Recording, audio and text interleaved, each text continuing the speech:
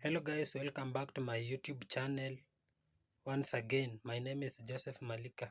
Kindly, if you are watching this for the first time, remember to subscribe, like, share, and also comment. Let's see the challenges Canadians are facing today after the pandemic of COVID. So kindly guys, watch this till the end and I will be back shortly with more comments. What are the biggest challenges facing Canadians today? I think it goes back to one of your earlier questions, is the balance with regards to what we're going to do with the environment compared to the day-to-day budget concerns.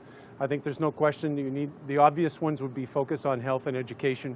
The better that we have an educated populace, the more we can handle those tougher questions and start to make those choices. So I think health and education are the highest things, but also the moral fortitude of the politicians to go through with the plans in order to make those things happen. I just think like living cost, especially here in New Brunswick. I don't know about the rest of Canada, but the living cost is like, and then the wages are like super low, so it's just hard to make a living, I guess.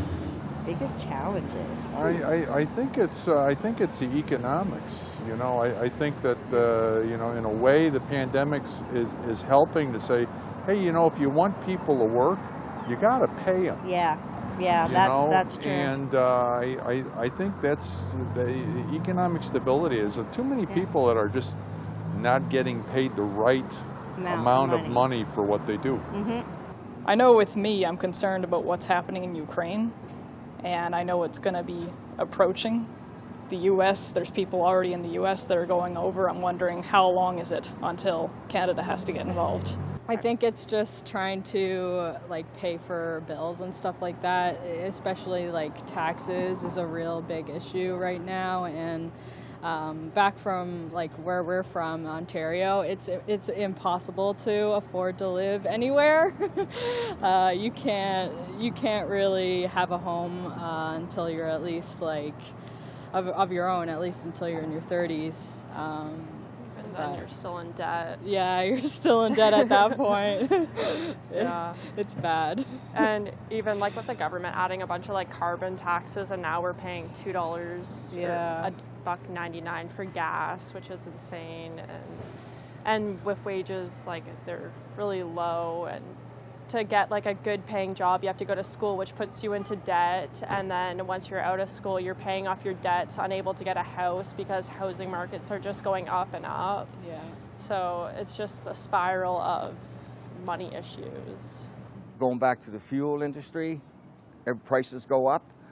You know, how can single families or single moms, single dads afford to feed their kids healthy food when you pay $6 for a head of lettuce, right? A head of lettuce.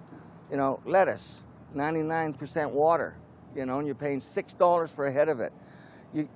There's no way you can have a kid that's healthy. So we need the balance. There's too much richness and there's too many poor. And unfortunately, the poor is tipping the scales, you know. Biggest challenges would be the cost of gas and groceries, and especially people that have families. You know, people on, whether it be just homeless people. And there's many out there, and they don't have to be poor. Some people that have some money to pay just can't get a place to stay. So, yes, the housing part of it is so important. Probably the gas prices. People are upset with that, but everything's hiking up. Chips had hiked up, everything has hiked up. And all these companies that are doing it, they have enough money to be good, and there is no need for it at all, and that should absolutely stop. Minimum wage is very low, and you end up spending like 3/4 of your paycheck just on rent, and you know, it's just tough. Like people my age, maybe like 40 years ago, already own their own house while living off of minimum wage. You know what I mean? And now it's a bit more difficult. So for my age group, which is like 19 to 25, I guess it would be COVID. A lot of my peers, including myself, have struggled with online learning and not really being able to get hands-on experience that would give us experience to help us break into the workforce. Because I feel like as the years go on, you need more and more experience just to get entry-level jobs. And I'm getting to the age where I'm not really looking for entry level. I'm trying to build my career. But if I can't get the little things, how am I really going to move on, you know? I think some of the biggest challenges were, given the pandemic, it was hard for a lot of people to get experience in a bunch of different industries. But I think the biggest thing is we do have digital platforms available to us. There's a lot of ways of getting your profiles out there and presenting yourself online in a way that may get some retention with some of the companies that you're looking to get involved with. Money. I genuinely think money. I mean, it sucks coming out of a pandemic, but everyone's we're coming into a recession. People are coming back into the swing of things, but being slapped in the face with new challenges every day. For me, it's been finding a stable career. I've had a bunch of different jobs, and I've never felt like I'm really really can expect to have it more than a couple of years before looking somewhere else. And so I've never really had savings. I think that's a big problem for a lot of people. Our healthcare system is not remotely where it needs to be. Our education system is in Ontario. I can't speak for the other provinces, obviously. Our education system is spiraling downward at a rapid pace. I'm not sure that a lot of people understand that piece of it. To me, those are the biggest factors. Oh, I for sure agree. It's the education and healthcare system. But there's also, I mean, racism needs to be addressed. So many other things. It's hard to sort of focus on one. But I think education would be key because the kids are the future. You teach them, you give them the proper resources, and then hopefully in the future things will gradually get better. That's my hope anyway.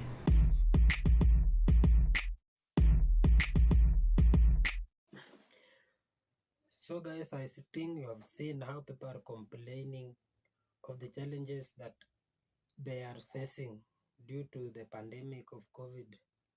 Some are saying businesses collapsing due to huge taxes from the government, where the government takes more than or over 45% of the income they make. Others are saying due to hard restrictions by the employers, which workers are not manageable. Finding qualified employees because of low wages paid with the companies, where the qualified ones start their own businesses. Continuity of disparity of the have and the have not, where the rich discriminate the poor. Lack of jobs due to huge number of people in the country, whereby the numbers are unemployed and or are in search of jobs. High living cost, like special needs are hard to acquire due to the wages are like low super. So it's just hard to make a living. Economic. When we come to economics, let's see things the way the pandemic is helping to say hi, hey, you have it or you don't have it. So you as people, you want to get to pay them. And because of the economic instability, workers are not getting paid enough according to the work they do. Some are asking the government to continue taxing people so that the taxes can be used to stabilize the economic and reduce some of the challenges. Let's see on fuel industries. The prices on fuel industries are rising higher and higher by the day, where those people they have it can acquire, and those who don't have it cannot acquire, where it makes so hard for them to make a living. We have fuel industries like gas. The cost has gone higher, where they have not cannot acquire or to get the gas to make them use it on doing their businesses, and others use it as the main source of energy to make food or to prepare food. Minimum wages, while the residents pay high bills to acquire the commodities they use. Like, let's see, paying high money on something that is not a need to everybody.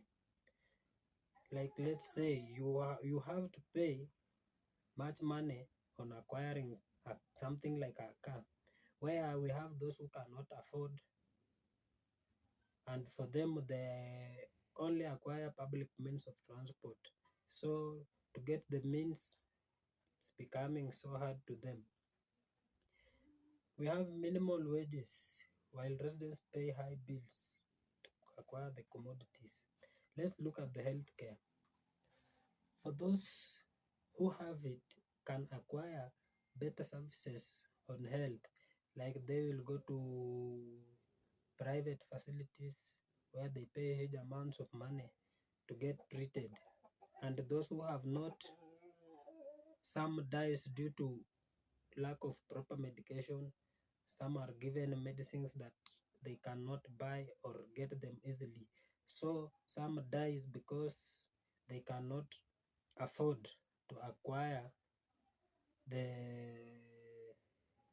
medicine or the health services. Let us look at education.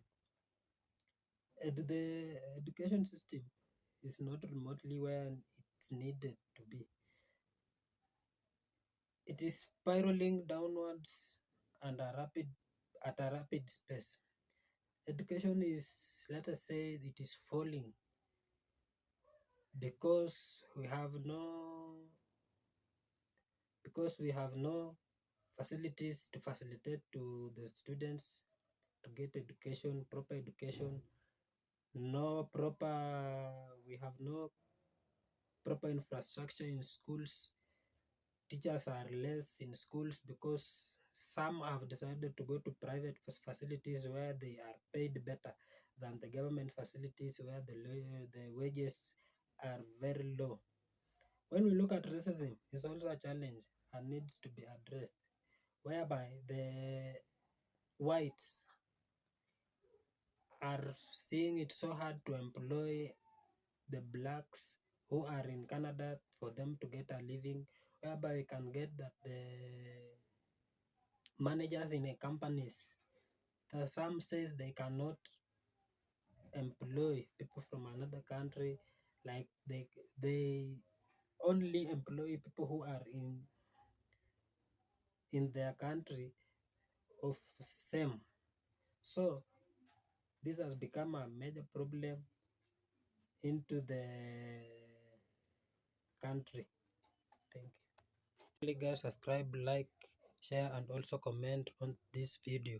See you on to my next one. Bye bye.